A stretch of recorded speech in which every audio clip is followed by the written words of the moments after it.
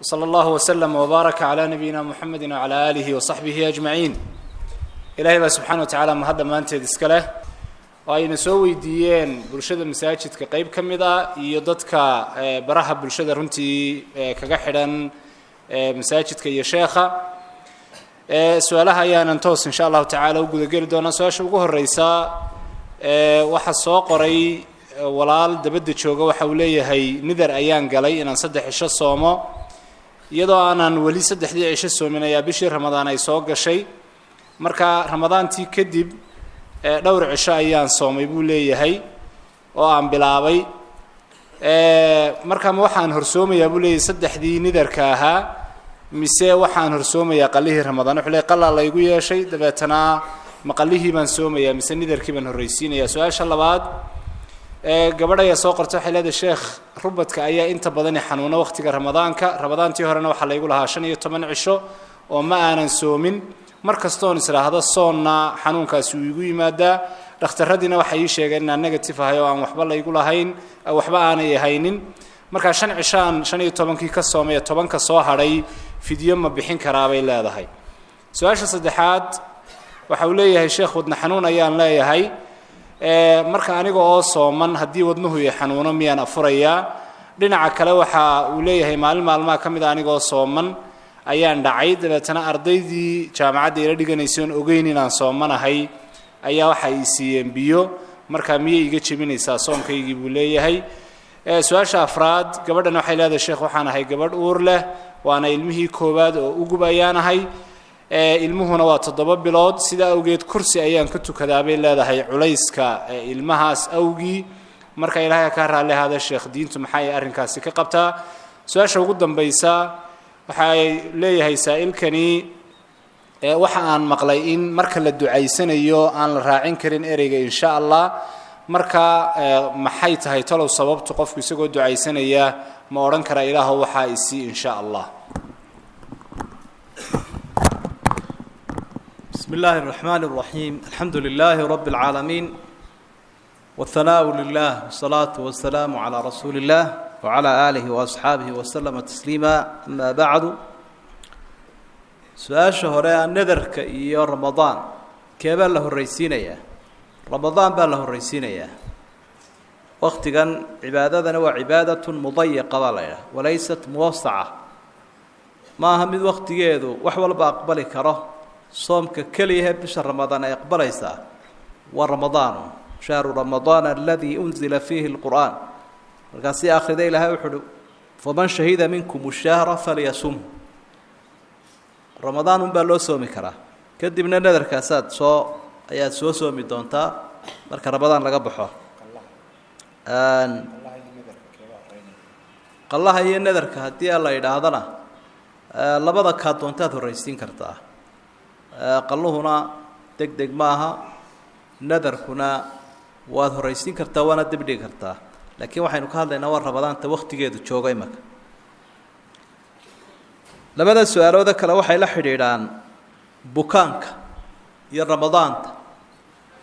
qofka bukaanka ahi haduu soomi kari waayo uu iska cunaya mar haduu buko ramadaantuna soomkuna dhibayo uu iska cunaya uu iska afuraya sida quraanka bay ilaahay ku cadeeyay subhanahu wa ta'ala waanu soo qalaynaya intii maalmood ramadaan ka tagta in leeg hadii ay u suuroobi weydo inuu soomo ramadaan qalihiina u suuroobi waayo cudurka daraadi raashin buu bixinaya maalintii walba 1 kiilo 30 cisho 30 kiilo 29 cisho 29 kiilo saasuu wadaya marka bukaan la rajaynayo inuu ka bogsado iyo bukaanaan la rajaynayn inuu ka bogsado labadaas baa loo kala qaadaa ka xanuunkaagu yahayna adiga sheegi ama rubadku ha ku xanuunayo ama wadnuhu ha ku xanuunayo labadan mid baad galaysa adiga iyo dhakhtarku marka isla eegtaan ama qalla ku suuroobiyo waad soo qallayn hadii soomkii waqtigiisu la joogay iyo qallihii midna suuroobi waayo raashinka loo guuraya qofku haduu ku tukan kari waayo fadhiga ama uur halahaado ama jilbuha xanuunaya ama dhibaato hayso uu iskaga tukan karaa fadhiga nabi maxamed alayhi salaatu wasalaam imraan ibn husayn asxaabiga la yiraahdo uu jawaabayo sarajooga ku tuka hadaad kari weyda fadhiga hadaad kari weyda jiifka fattaquu llaha ma stadactum adigoon waxba ha karanaynin kolba sidii aad kari kartaa baad ilaahay ku caabudaysa laguna kalifi maayo ducada iyo mashiicada la isma raaciyo ilaahay waxa isti haddaad doonto waa la diiday oo rasuulkaa diiday sala allahu calayhi wasalam min aadaabi ducaa aljazm ducada aadaabteeda waxaa ka mid a inay go-aan ahaato haddaad doontana go-aan kuma jiro hadduu dooni waayo maxaad qaadi kartaa ila ilaahayow haddaad doonto iga aqbal baad tidhi hadduu dooni waayo meel kale oo aad u kacdo iyo cid kaleood ilaahay ku bedelata miyaad haysaa marka aadaabta ducada kama mid ahaa in shaa allahu in la idhaahdo ilaa in shaa allahu macnaheedu waxa weeye haddaad doonto xataa haddii ay tabarugtood barakaysanaysa waad ka daynaysa maadaamuu nebigu diiday calayhi salaatu wasalaam wallahu aclam jazaaka allahu khayran fadiilat الshaykh qeybta labaad ee su-aashan koobaad gabadh ayaa soo qortay waxay leedahay sheekh anigoo aan daahir ahayn qur-aanka dusha ma ka akhriyi karaa ama ma dhegaysan karaa talabaad aayadaha adkaarta ku jira sida adkaarta subaxii la akhriyo iyo aayatulkursiga oo kale saasoo kale ku jira iyaga ma akhriyi karaa bay gabadhaasi leedahay su-aasha labaad ardayad baa soo qortay waxay leedahay sheekh markaanu aqoonta ku tartamayna casharada dugsiga ee nalooga baahan yahay degdega ma soo gaabsan karaa salliga nebiga calayhi salaatu wasalaam marka aan qorayo anigoo xarafka saad keliya usoo gaabinaya ma soo kaabin karaa ayay leedahay su-aasha ku xigtaa nin ayaa soo qoray waxa uu leeyahay sheekh waxaan ku noolahay dalalka galbeedka waxaana meesha aan deganahay aada ugu badan kiniisadaha iyo meelaha ay gaaladu ku cibaadaystaan haddii aan galo kiniisad diintayda miyay wax ka soo gaadhayaan anigoo doonaya inaan soo daawado iyo waxyaabaha la midka ah su-aasha ku xigta saa-iilkani waxa uu leeyahay sheekh sidoo kale waxa aan deganahay dalalka galbeedka waxaan asxaab la ahay dad badan oo aan muslimiin ahayn marka xafladaha ciidda gaalada ma ka qayb geli karaa haddii saaxiibadayda gaarka ah ay igu soo marti qaadaan su-aasha qeybtan ugu dambaysa saa-iilkani waxa uu leeyahay sheekh qurbaha ayaan deganahay halkan badi dumarka soomaalida ee ku nooli buu leeyahay sanka ayay dalooshadaan markaa weydiinteedu waxay tahay qofka dumari inay sankeeda dalooliso ma bannaan tahay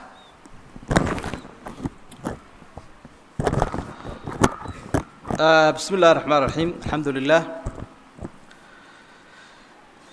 ruuxa dumari markaanay daahir ahayn ama qofkuba dee uu jinaabo qabo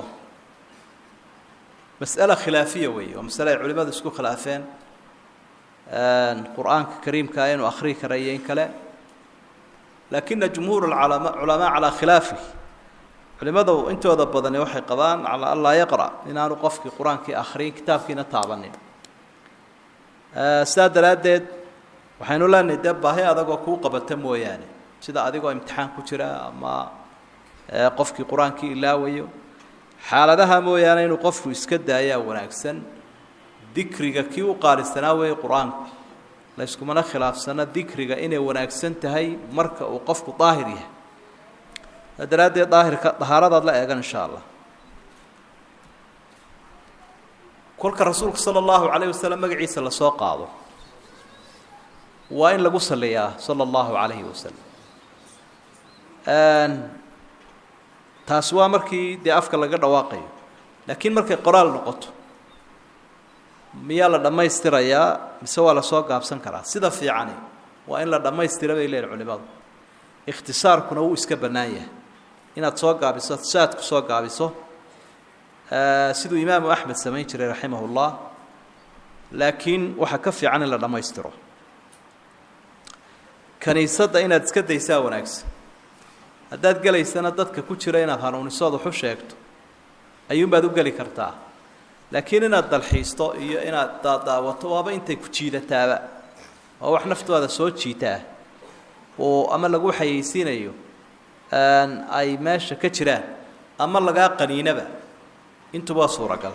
marka inaad iska daysoona tegin ayaa wanaagsan ama aan diintaadu laakiin waxba noqon mayso kole haddaanu qof gaaloobin oo aanu ku tukanayn diintiisu waxba noqon mayso laakiin daawashadeedu sax maaha inaad iska dayso weeye inaad ciidaha gaalada kala qayb gasho iyo inaad la saaxiibto gaalkii labadubana waxay kuu jiidi karaan gaalnimo xaaraan weeye ciidaha gaalnimada in laga qayb galo waayo ictiraaf bay sheegaysa inaad aqoonsatay oo aada ictiraaftay wax baatil ah shay baatil ah oo aan jirin inaad ictiraaftood aqoonsatay ayay sheegaysa marka inaad iskaga beretin noqoto wey sidaa daraaddeed baa culimaduna aada uga digi jireen waidaa maruu bilagwi maruu kiraama wixii xun markay soo maraan way dhaafaan ee kama qayb qaataan iyo wixii bilaa macno ah wax macsiyaana iska daabaan qofka gaalkaa la saaxiibistiisuna khatar bay leedahay rasuulku sala allahu calayhi wasalam waxa uu leeyay almaru calaa diini khaliilih falyandur axadukum man yukhaalib qofku diinta saaxiibkiibuu haystaaye qof walooba ka fiirsa cidaad la saaxiibayso dhibco kugu dhibqinayaa marka dambe wixii sucaadi bay kula noqonaya inaad raacdaana waa laga yaabaaba sankoo la dalooshada ma bannaana waayo wejiga wuxuu diiday nebigu in lagu ciyaaro xataa xoolahan laga sunti karin dadkuna inuu dalooshado iska daa marka waa dhaqamada hinduuska iyo hindida bariga ee dabcaabudka ah soomaaliduna wixii arkaanba waxay isaga qaataan inuu yahay ilbaxnimo walow gaalnimoba ha ahaadee saa daraaddeed la daloolin maayo waa inay dumarku ka fogaadaan oo iska ilaaliyaan wallahu aclam jazaaka allahu khayran fadiilat sheikh qeybta ugu dambeysa ee su-aalaha su-aal baa jirtay maalmahan soo noqnoqonaysay oo maalintii sabtida waxaa dhacday in eedaankii salaada maqhrib dadka qaar ay eedaameen wakti ka horeeya waktigii ay ahayd in la eedaamo sidaa awgeedna dad badani ay ku qaldameen oo ay markaa ku afureen markaa sheekh dadkii afuray soonkoodii muxuu noqonayaa qofka muadinka ah ee ammaanadii ilaalin waayeyna isagana maxaa laga yeelayaa su-aasha ku xigta gabadh baa soo qortay waxay leedahay sheekh hooyadii waxay ii bixisay yurub aniguna markii aan ogaaday in waddamada gaalada magacaa la yidhaahdo waan iska bedelay oo hodan ayaan la baxay reerkii markaa aan ka dhashay waxa aan u sheegay inay iga daayaan magacaas markaan la joogo waxay inta badan iigu yeedhaan bay tiri hodan balse markaan ka maqanahay waxay ii yaqaanaan yurub marka su-aashaydu waxay tihi horte marka hore xaq ma u leeyahay inaan magaca iska bedelo waa kow waa marka labaad ee qofkii magacaa iigu yeedha aan diidanahay muxuu noqonayaa su-aasha labaad ee saddexaad gabadhan waxay ninbaa waxa uu leeyahay xaaskaygii 2 goor ayaan iyadoo uur la furay haddana mar saddexaad baan furay marka ma laga yaabaa buu leeyahay sheekh in qiil la helo sababtoo ah reerkayga waan jeclahay shaydaan ayaana soo kala dhex galay marka 2 goor ee uurka furniinkii sax ma yahay mise markaa waa layga dhaafayaa buu leeyahay su-aasha afraad gabadh ayaa waxay leedahay fadiilata sheekh nin baanu muddo dheer sheekaysanaynay markii dambena wuxuu igu yihi waxba gacanta kuma hayo ee aynu ismeherxadno oo aynu si hoose isu sii mehersanno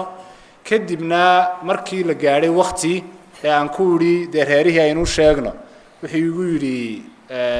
runtii anugu kumaan odhan sheeg ee qarsoodigaasaynu ku wadaynaa raggaygii markaan u sheegayna wuxuu ku yidhi anu gabadhaa garanba maayo sidaa awgeed waxay leedahay maadaama oo dee meher dhacay miyaan ninkii meher ku leeyahay furiinna ma ka dalban karaa su-aasha ugu dambaysaa gabadhan waxay leedahay sheekh waxaan ahay gabadh shaqaale caafimaada waxaanan ka shaqeeyaa cusbitaallada mid ka mid ah dadka aan u shaqeeyo waxaa ka mida bay leedahay rag marka haddii anigoo weyse qabaa nin aan u shaqaynayo ama aan dhiiggiisa cabirayo gacantiisa aan taabto weysadu ma iga jabaysaa sidoo kalena hooyo umulaysaa haddii aan caawiyo anigoo golofis xidhan oo dhiiggeedii soo gaadho sida oo kale weysadii ma iga jabaysaa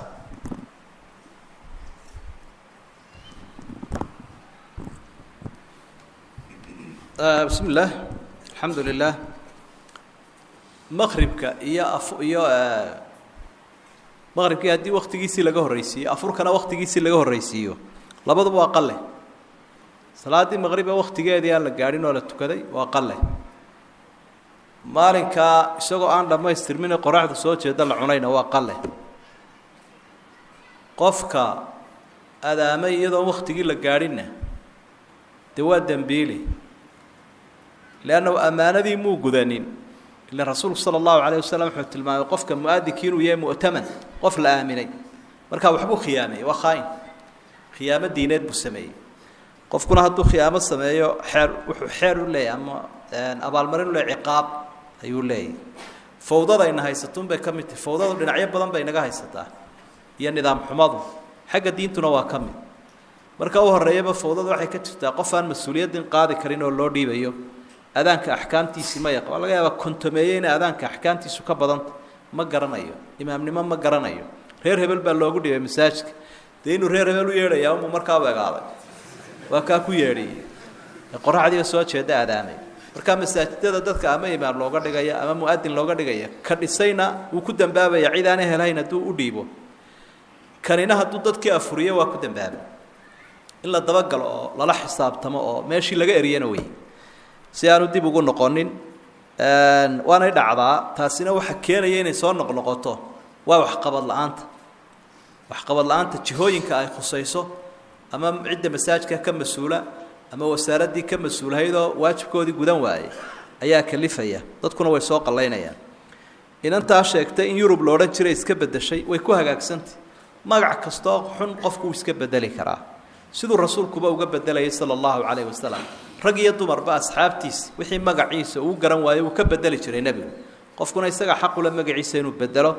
dadku haddii ay kugu yeedhaanna dee way fiicayn hadday kugu yeedhi waayana way qaldayn weliba magacaad diidayso ama xun haddii lagugu yeedhana qaybaha xanta ayay ka mid noqonaysa alqiibatu dikruka akhaaka bimaa yakrah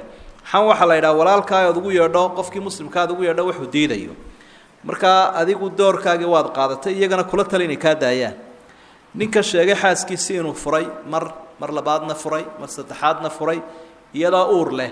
saddexda dalqadoodba way dhacayaan waayo gabadhu markay ku jirto ciddo haddii mar labaad la furo wuu haleelayaa dalaaqu mar saddexaad haddii la furana wuu ka daba tegayaa kol haddii dalaaqu aanu mar keli ahayn ee uu kala googo-an yahay gabadh la furay oo ciddo tirsanaysa dalqadu ma ku dhacaysaa haway ku dhacaysa oo waxay leedahay xukumkii ooridoo kale markaa way kaa dhammaadeen bay ka dhigantay saddexdaa dalqadoodba gabadhaa sheegaysa inay iyada iyo ninku ismeherxadeen meherkaa la xaday ma jiro laakiin haddana marka aad doonayso inaad nin kala guursato ama ka madax bannaanaato laabudda min waraqati tafriiq warqad idin kala kaxaysaa waa inay jirto ama isagu kuu qoro ama qaadigu kuu qoro laakiin iskama guursan karaysid ilaa waxaan marka horeba guur baad u aaminsanayd waana ku wada socoteen meher waad ku yeelanaysaa haddii uu wax kuu magacaabay ama galma jirto inantaa kale ee sheegaysa inay u shaqaynayso iyadoo fiilka caafimaadka ama caafimaadka ka shaqaynaysa ragga u shaqaynayso ee ragga taataabanayso waxa kuu fiican dumarkuun inaad ka shaqayso ragga waxaad ka shaqayn kartaa haddii la waayey rag kaloo u shaqeeya innagana waa la helayaa oo way badan tahay in iyadoo la heli karaya ninka u shaqeeya inay hablo loo diro waa isxariifinta waxay ka mid tahay iyo maaragtay gaalo ku-dayashadii xasay ka mid tahay iyadoo inamadii neeraska halkan joogaan ayaa hablo neerasta ragga loo diraya inamadiina dumar baa loo diraya taasi sax maaha waa qalad waana gaf weeye qofku kolka uu qof kaloo ka ajnabiya ama cawradiisu ka xaaraanta eegi karaa waa marka jinsigiisii loo waayo su-aasheeda kale ah haddii aan taabto xubinkaa tarankee qofkii aan ka dhalinaya anoo golofis gashan waysadu miyay iga buraysaa maya kol haddaad golofiskii gashan tahay oo wax kaa xiga kaama burayso wallahu aclam jazaaka allahu khayran intaasaynu kusoo gabagabeynaynaa su-aalihii maanta oo sheekh maxamed sheekh cumar diri inooga jawaabay ilaahay subxana wa tacaala miisaanka xasanaadka ha u saaro ciddii su-aal haysaa waxaan ka codsan lahayn wakhtiga maqhribka inta ka horeysa inay imaamka runtii soo gaadhsiiyaan sidaa iyo kulanka berri ayaynu markaa ku kulmi doonaa wassalaamu calaykum waraxmat ullah قمم الفلاح وتاجنا أخلاقنا في ساحة للعلم كنا نلتقي والحب نمضي إلى نور اليقين ونرتقي قمم الفلاح وتاجنا أخلاقنا في ساحة للعلم كنا نلتقي والحب